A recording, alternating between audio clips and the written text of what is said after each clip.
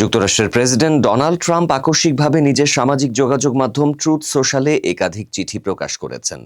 ওয়াশিংটনের স্থানীয় সময় সোমবার দুপুরে প্রকাশিত এই চিঠিগুলোতে তিনি জানান, আগামী 1 আগস্ট থেকে একাধিক দেশের পণ্যের ওপর নতুন করে আমদানি শুল্ক আরোপ করা হবে। ট্রাম্পের এই ঘোষণার পরপরই বিশ্ববাজারে বড় ধরনের প্রভাব পড়ে।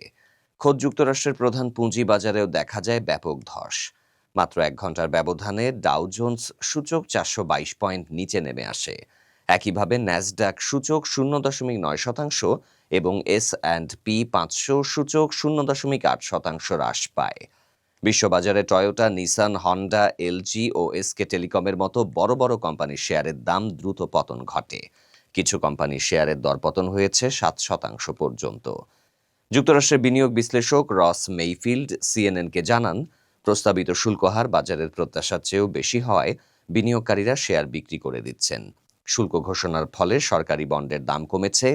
10 বছর মেয়াদী ট্রেজারি বন্ডের সুদ হার বেড়ে দাঁড়িয়েছে 4.39% এবং 30 বছরের বন্ডের হার দাঁড়িয়েছে 4.92%।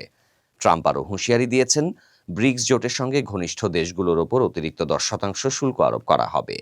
তার অভিযোগ, এসব দেশ যুক্তরাষ্ট্র বিরোধী নীতি গ্রহণ করেছে এবং তার শুল্ক নীতির যৌক্তিক সমালোচনার বাইরে চলে যাচ্ছে। তবে ডলার সূচক 0.3% বেড়েছে। অন্যদিকে জাপানি ইয়েন, দক্ষিণ কোরীয় ওয়ান এবং দক্ষিণ আফ্রিকান র্যান্ডের মতো মুদ্রাগুলো ডলারের তুলনায় দুর্বল হয়ে পড়েছে। এই অনিশ্চয়তা থাকা সত্ত্বেও বর্তমানে শেয়ার কেনার জন্য এটি একটি ভালো সময় হতে পারে।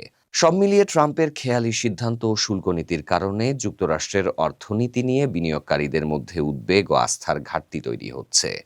চলতি বছরে ডলারের মান 1973 সালের পর সবচেয়ে বড় পতনের মুখে পড়েছে।